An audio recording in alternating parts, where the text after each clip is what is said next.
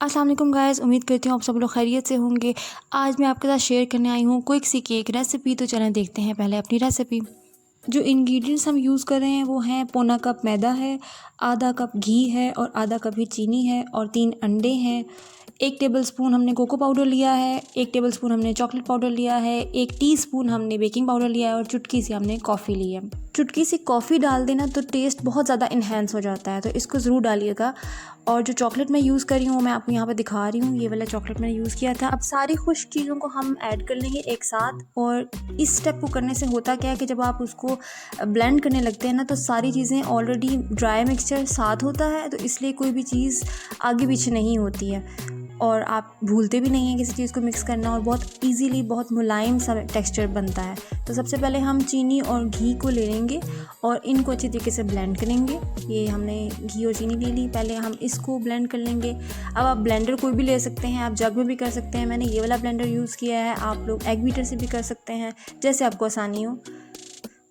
ये जनाब हमने इसको पीस लिया है और हम एक एक करके अंडा ऐड करेंगे। पहले एक एग ऐड करेंगे, उसको ब्लेंड करेंगे, फिर दूसरा उसको ब्लेंड किया अच्छे तरीके से, फिर उसके बाद हम तीसरा अंडा डाल देंगे। ये जी डाल दिया और ब्लेंड कर दिया।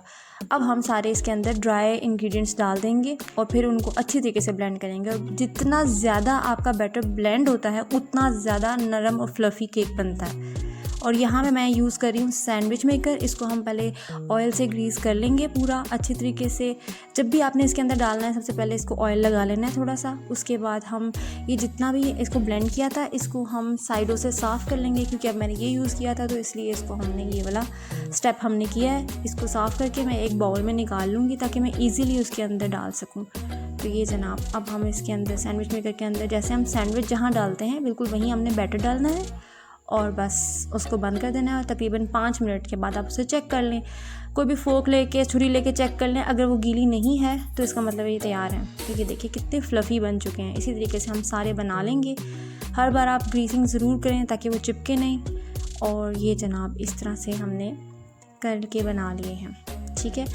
ये जो क्वांटिटी मैंने यूज़ किया है इसमें से 12 से 15 बहुत इजीली बन जाते हैं और बहुत फ्लफ़ी बनते हैं। आप ज़रूर इसको चेक कीजिए, देखिए कितनी सॉफ्टनेस है।